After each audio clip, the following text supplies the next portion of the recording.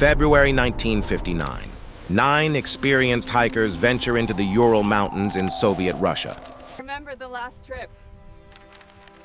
How could I forget? We are much better prepared this time. They're skilled, they're prepared, they know what they're doing. 10 days later, search teams find their tent, cut open from the inside. Footprints lead away into the darkness, some in socks, some barefoot, in negative 30 degrees Celsius. When they find the bodies, nothing makes sense. Crushed skulls with no external wounds, missing tongues, trace radiation on their clothes.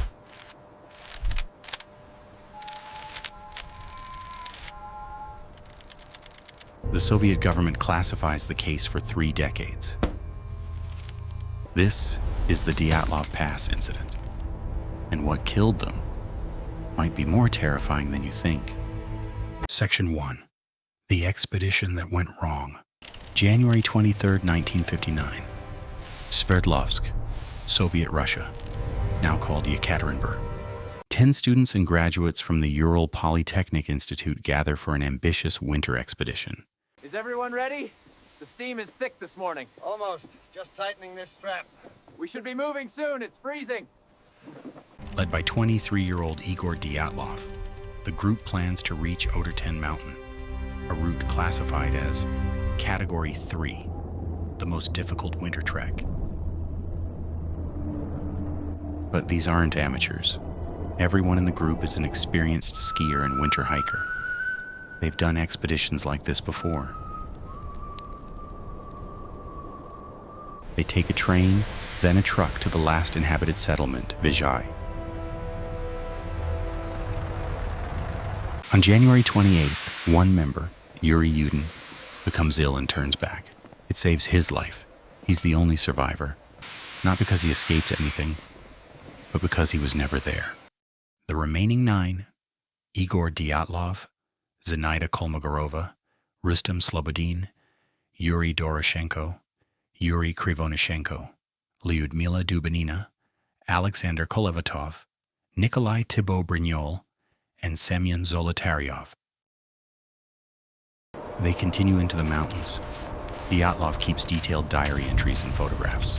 Everything seems normal. February 1st. They're supposed to reach Oterten and send a telegram by February 12th.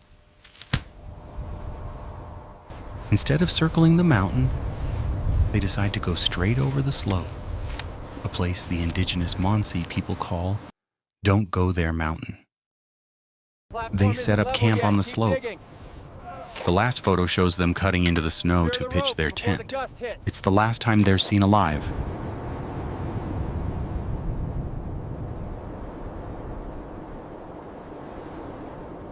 February 12th comes, no telegram.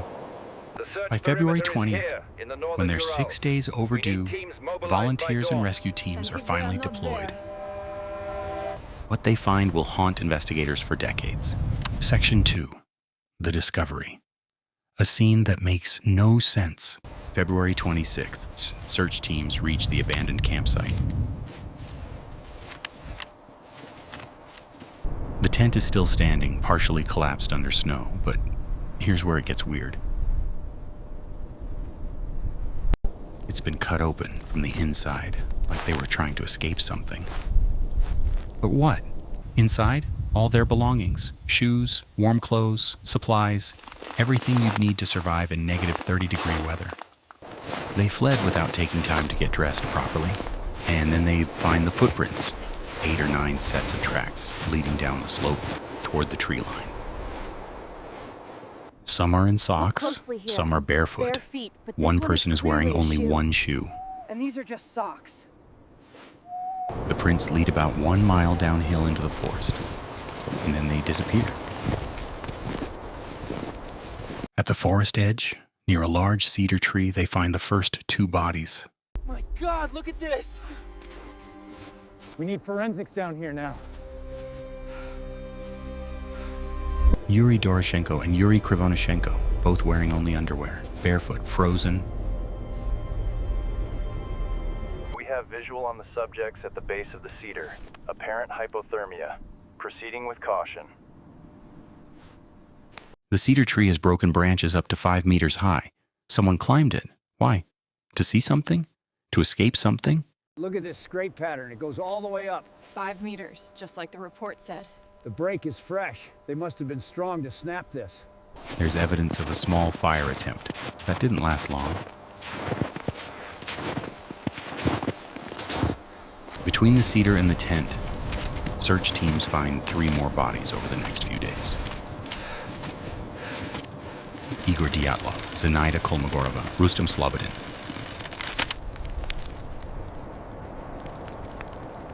All 3 are positioned as if they were trying to crawl back to the tent. They didn't make it. I thought I saw something over by the ridge. Autopsies showed they died of hypothermia. Slobodin has a small skull fracture, but doctors say it's not fatal. 5 bodies found, 4 still missing. 3 males, 2 females confirmed. But where are the rest? The forest is too dense, we can't see anything. The snow is too deep. The search is paused until spring. May 4th, 1959, the snow melts enough to continue searching. They find a ravine 75 meters into the woods from the cedar tree. At the bottom, buried under 4 meters of snow, the last 4 bodies. Control, we have a visual on the subjects. Requesting immediate support. Confirmed sighting. We've got 4 of them here. Send the lanterns down. Lyudmila Dubinina, Semyon Zolotaryov, Alexander Kolevatov, and Nikolai Thibault Brignol. And this is where the case goes from mysterious to absolutely terrifying. Section 3. The injuries that defy explanation. The first 5 bodies, hypothermia, strange circumstances but explainable. The ravine 4, that's a different story.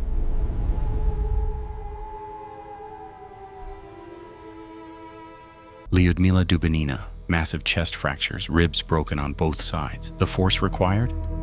The medical examiner compared it to a high-speed car crash.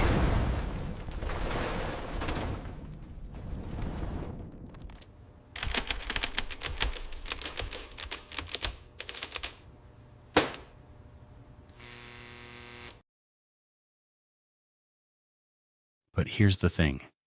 No external wounds, no bruises, no cuts. Her chest was crushed from the inside out. Nikolai Thibault Brignol, severe skull fracture. Again, massive internal damage. These aren't defensive wounds. These aren't fight injuries. This is blunt force trauma at a level that's almost impossible in the middle of nowhere.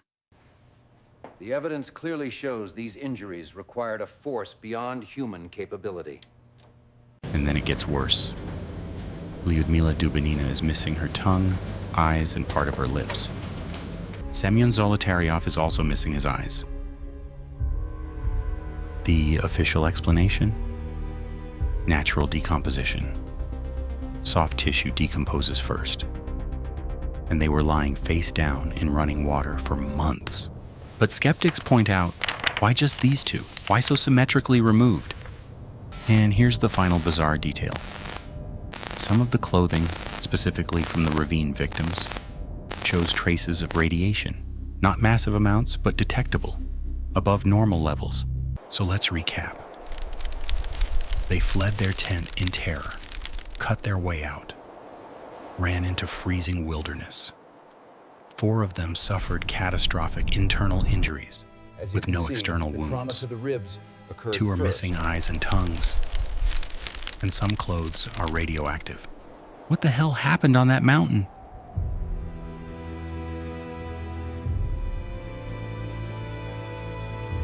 Section 4. The theories. From plausible to insane. For 65 years, people have tried to explain this. Here are the main theories. Theory 1, Soviet military testing. The area was used for military exercises. Maybe they witnessed something classified. A missile test, parachute mines, military maneuvers. The radiation explained if they were exposed to weapons testing. The massive internal injuries, shockwave from an explosion.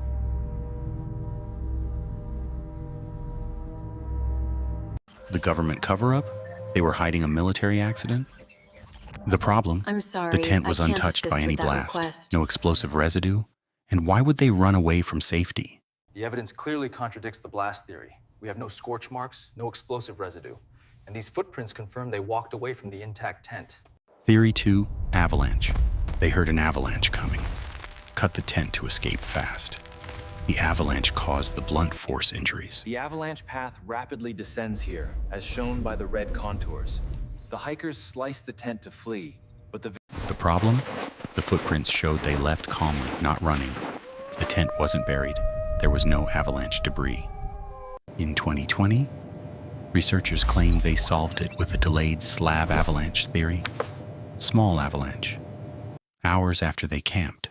But critics say, why would they not return to the tent after? Why remove their clothes? Why the radiation?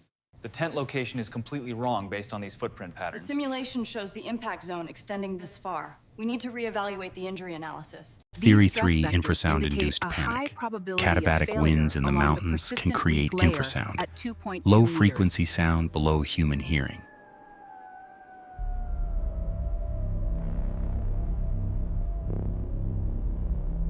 Infrasound can cause feelings of dread, panic, irrational fear, even hallucinations. They heard or felt something that made them panic, Get out! Run! cut the tent, and fled in irrational terror. What is that? The injuries, falls, panic, hypothermia-induced confusion. The problem? Still doesn't explain the radiation or the extreme internal injuries. Theory 4, the Mansi people. The Ural mountain the hikers went to is a tribal territory and sacred mountain of the Mansi people.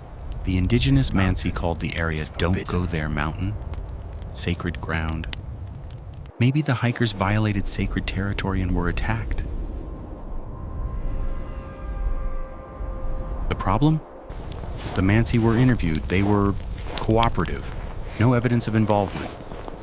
And they liked some of the hikers personally. We warned them the route was dangerous, but they were welcome here. We appreciate your cooperation. It is clear you had no involvement. Theory 5, Yeti or unknown creature.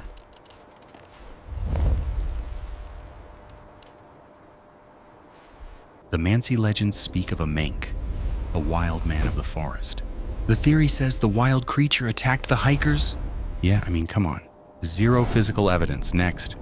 So we've got military accidents, avalanches, sound-induced panic, indigenous attacks, and cryptids. But in 2019, the Russian government officially reopened the case. And their conclusion, Section 5, the official 2019 explanation. After 60 years, the Russian government decides to officially close the case. Their conclusion, avalanche. Specifically, a small slab avalanche that didn't fully bury the tent. Here's their version. The hikers set up camp on an unstable slope. Hours later, a delayed avalanche hits the tent. Not huge, just enough to cause panic and injuries to those inside. Get the knife! Cut us out of here, quickly! In darkness and confusion, they cut the tent from the inside to escape. Realizing the avalanche wasn't that bad, they head downhill planning to make a fire and wait until morning to return. But it's negative 30 degrees. They're underdressed. Hypothermia sets in fast. They try to make a fire at the cedar tree. 2 die from hypothermia there. 3 try to return to the tent. They die of hypothermia on the way. The last 4 go deeper into the forest, maybe looking for shelter. They fall into a ravine or a snow bridge collapses. This causes the massive internal injuries. They're buried under 4 meters of snow. Lying in running water for 3 months causes the soft tissue decomposition. Eyes, tongue, lips. Case closed, accident, natural disaster. Except not everyone buys it. We can't confirm the cause of death based on this evidence alone. We have the fingerprints right here. They were clearly planted. This whole theory is flawed. What about the radiation? Official answer. 1 victim, Semyon Zolotaryov. may have worked with radioactive materials previously. Trace amounts remained on his clothing. The highlighted file clearly indicates the source. These radiation traces match the materials detailed in this report, confirming our suspicions. What about the calm footprints? The lack of avalanche debris? The tent positioned to withstand wind, not snowfall? Official answer, consistent with avalanche scenario. Many of the victims' families and independent investigators remain unconvinced. You keep saying it was an accident, but we know they were experienced hikers. We are following every lead, sir. We appreciate your patience. Yuri Yudin, the only survivor who turned back, spent his life researching the incident. He died in 2013 without answers. I remember the exact moment the realization hit me. Everything had changed, and there was no going back. If I had a chance to ask God one question, it would be, what happened to my friends? So is it really solved?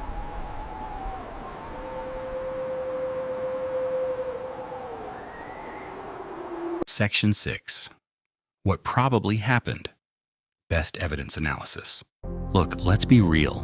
We'll probably never know with 100% certainty. But if we look at the actual evidence without conspiracy theories, here's the most likely scenario.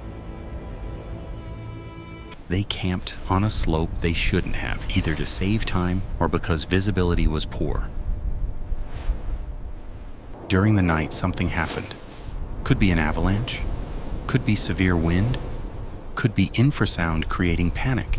They panic. In darkness, maybe half asleep, they cut the tent to escape. This is the critical mistake.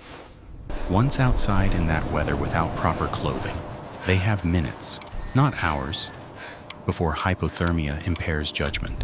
Hypothermia causes confusion, paradoxical undressing, feeling hot when you're freezing, and irrational decisions. As the core temperature drops, the brain is severely impacted. We see impaired judgment, confusion, and... The group splits. Some try to return, some go to the forest. Communication breaks down. The ravine floor either fall or a snow bridge collapses.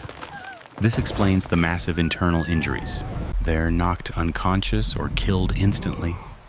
Lying in the ravine with running water for 3 months explains the missing soft tissue.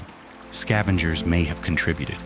Foxes, birds, they go for eyes and soft tissue first. The radiation? Possibly contamination from one victim's work, or trace amounts from the environment. The levels detected were low. Not lethal, not necessarily significant. The government cover-up? They were embarrassed. 9 young people died on an expedition they approved. Official answer. They were secretive because the USSR was always secretive, especially about anything that made them look incompetent. It's not sexy, it's not mysterious, but it's a series of bad decisions plus brutal weather conditions plus tragic accidents. Sometimes the scariest answer is that there is no monster, just nature, panic, and catastrophically bad luck. Section 7. Why we're still obsessed. So why are we still talking about this 65 years later?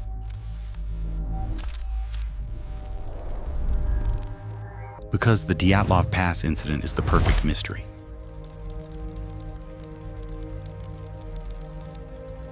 It's real, there are photos, documents, bodies, this actually happened. It's ambiguous, multiple explanations could be true.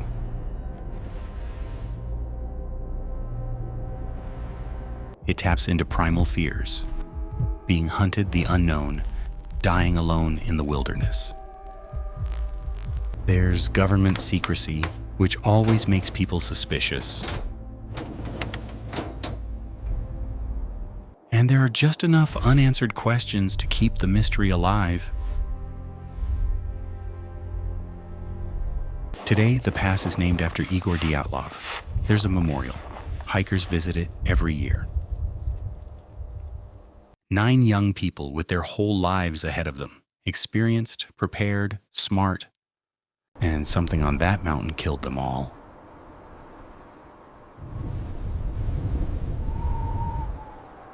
Whether it was nature, panic, or something else, we'll probably never know for sure. And maybe that's what makes it so terrifying.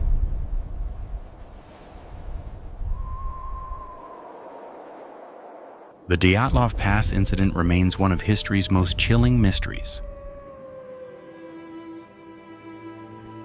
If you want more unsolved mysteries, next week we're covering Cicada 3301, the internet's most mysterious recruitment puzzle that no one can explain. Smash that subscribe button so you don't miss it. And drop a comment. What do you think happened on that mountain? Avalanche, military cover-up, something else? Let me know.